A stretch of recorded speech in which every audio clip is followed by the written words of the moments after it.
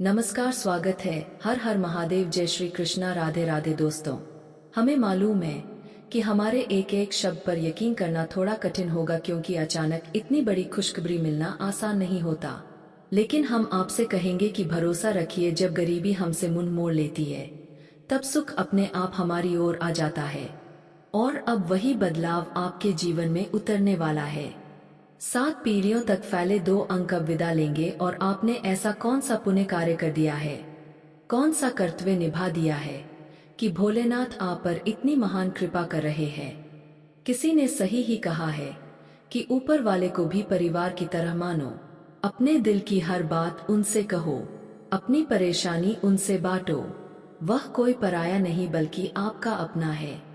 और जब हम अपने परिवार से मदद मांगते हैं तो वह मदद अवश्य मिलती है। उसी तरह जब हम ईश्वर से सच्चे मन से मांगते हैं तो वह जरूर सुनते हैं। चाहे थोड़ा विलंब हो, लेकिन वह कभी खाली नहीं लौटाते। आजकल हर काम में देर तो लगती ही है, जल्दबाजी से अक्सर नुकसान ही होता है, जबकि धैर्य रखने पर कुछ भी खोता नहीं बल्कि और अधिक मिलता है। इसीलिए हम आपसे बस इतना कहेंगे कि आने वाले 24 घंटे बेहद निर्णायक है। अगर कोई इंसान आपके परिवार से दूरी बना रहा है या आपसे जलन रखता है तो कृपया उन्हें मिठाई खिलाइए और बता दीजिए कि जब एक निर्धन इंसान सफलता हासिल करता है तो जलन तो सभी को होती है। और अगर आप यह वीडियो अभी देख रहे हैं और आपकी जिंदगी में कई उलझने हैं तो मान लीजिए वह उलझन अब सुलझ चुकी है और वह कीमती चीज जो आपको मिलनी थी अब आपकी हो चुकी है। हर व्यक्ति का जीवन जीने का रंग अलग होता है।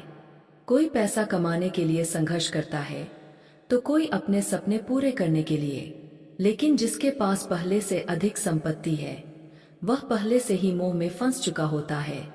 दौलत में लिप्त वही कहलाता है जो अपनी परंपराएं और संस्कार भूल जाए। जब तरक्की पाने के बाद किसी के व्यवहार में बदलाव आ जाए और जो पहले विनम्र था वह धन के घमंड में चूर हो जाए तो लोग उसे घमंडी ही कहते हैं। लेकिन हम आपको यही समझाना चाहते हैं कि चाहे ईश्वर आपको कितनी भी शक्तियां दे दे, कभी किसी को छोटा मत समझना। जैसे बुरे वक्त में आपके पास अच्छे संस्कार थे वैसा ही आचरण अच्छे वक्त में भी बनाए रखना। धन प्राप्त होने पर अपना स्वभाव मत बदलना, वरना फिर वहीं लौट जाना पड़ेगा जहां से निकलने में आपने कष्ट उठाए हैं। हमें पता है कि कुछ लोगों के मन में यह सवाल जरूर आया होगा कि अगले 24 घंटे में ऐसी कौन सी ग्रह दशा बनी है जिससे हमें इतनी बड़ी विरासत मिलने वाली है, और क्या यह वास्तव में सच है। तो मैं कहता हूँ हाँ दोस्तों, यह पूर्णतः सत्य घटना है।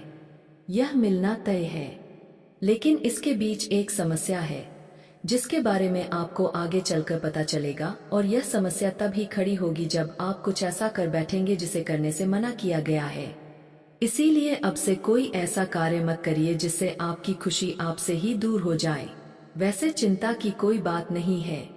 मैं अपनी ओर से पूरी कोशिश करूंगा कि आपको वह सारी जानकारी दी जाए जो आपकी कुंडली में हमें मिली है, और हम कुछ विशेष विषयों पर भी चर्चा करेंगे जो बातें अब तक आपने शायद ही सुनी हो, लेकिन उन्हें जानने के लिए आप सभी बेसब्र जरूर हो चुके होंगे। हर किसी की चाहत होती है कि उसे कोई ऐसा सरल मार्ग दिखे जिससे वह जीवन में आगे बढ़ सके, लेकिन वह रास्ता जल्दी दिखता नहीं है। पर घबराइए नहीं, हमारे भोलेनाथ जी अब आपको वह मार्ग दिखाने जा रहे हैं। लेकिन उससे पहले आइए एक महत्वपूर्ण ज्ञान को सुनते हैं। दोस्तों, गीता में यह बताया गया है कि कर्म वही फसल है जिसे मनुष्य को हर परिस्थिति में काटना ही होता है। इसलिए सदा उत्तम बीज बोइए ताकि फसल भी श्रेष्ठ हो। अपने मन, वचन और आचरण को स्वच्छ बनाए रखिए। दिखावा करके आप लोगों को तो खुश कर सकते हैं मगर ईश्वर को नहीं। इस समय केवल आपके अच्छे कर्म, आपका व्यवहार और आपकी नीयत ही प्रभु को प्रसन्न करते हैं। आपको अपने कर्मों पर अधिकार है लेकिन उनके परिणामों पर नहीं। इसीलिए कर्म करते समय फल की चिंता मत कीजिए। तुम्हारा अधिकार केवल कर्तव्य निर्वहन पर है, न कि उसके फल पर, और तुम कर्म के परिणाम के कारण भी मत बनो। साथ ही निष्क्रियता में भी आसक्त ना हो। समय कभी एक स्थान पर ठहरता नहीं है। अगर आज तुम कठिन समय से गुजर रहे हो तो यह ना भूलो कि बेहतर समय भी जरूर आएगा। बस कर्म के रास्ते पर अडिग रहो।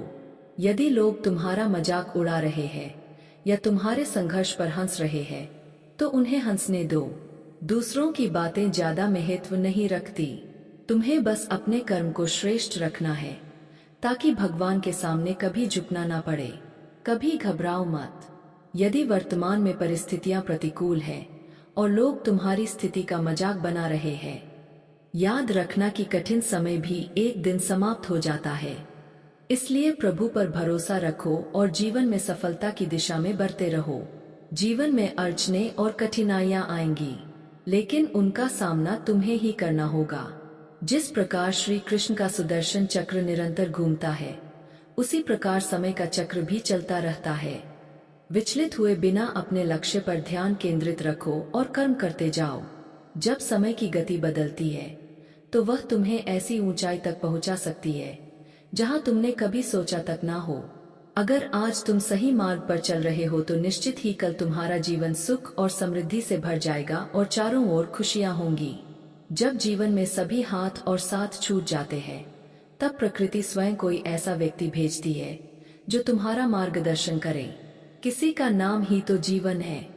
इसलिए मुस्कुराते हुए आगे बढ़ते रहो और अपने कर्तव्यों का पालन करते रहो। अगर तुम ईश्वर में आस्था रखते हो, तो जान लो कि तुम कभी अकेले नहीं हो। यह विश्वास अपने भीतर पक्का कर लो। जब कोई साथ ना देता हो, तब ऊपर वाला तुम्हारा साथ देता है और वही तुम्हारा सहारा बनता है। इसे याद रखो कि अगर तुम्हारे जीवन में कोई भी तुम्हारे साथ नहीं है, तो भगवान तुम्हारे लिए कोई ना कोई सहारा जरूर भेजेंगे। इंसान के जीवन में अधिकांश दुख इसलिए आते हैं क्योंकि हमने उनसे उम्मीद लगा ली थी जिनसे नहीं लगानी चाहिए थी। बाद में जब इसका एहसास होता है, तब बहुत देर हो चुकी होती है। इसलिए बाद में पछताने का कोई लाभ नहीं है। जीवन में केवल उसी से आशा रखो जो सब कुछ दे सकता है। वह है परमात्मा, क्योंकि वही है जो आपकी आशा और आपकी उम्मीदों को पूर्ण कर सकता है।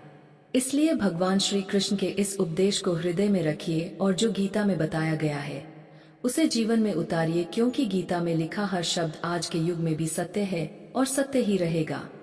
यदि आप भगवत गीता पर आस्था रखते हैं, श्री कृष्ण की भक्ति में विश्वास रखते हैं, तो कृपया इस ज्ञान को सुनकर इस वीडियो को एक लाइक करें और कमेंट में जय श्री कृष्णा राधे राधे जरूर लिखें। मित्रों, इससे आपकी सारी परेशानियां समाप्त होंगी और आपका जीवन सुखमय होगा। तो चलिए अब आगे जानते हैं कि आज का दिन आपके लिए कैसा बीतने वाला है।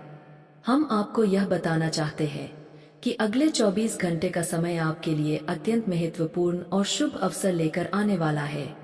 आज आपको एक बड़ी चौंकाने वाली खुशखबरी मिलने वाली है। जी हाँ दोस्तों, यह सरप्राइज साधारण नहीं है, बल्कि बहुत ही बड़ा है। हम आपको यह सूचना देना चाहते हैं कि आज आपके पूर्वजों की संपत्ति आपको प्राप्त होने वाली है।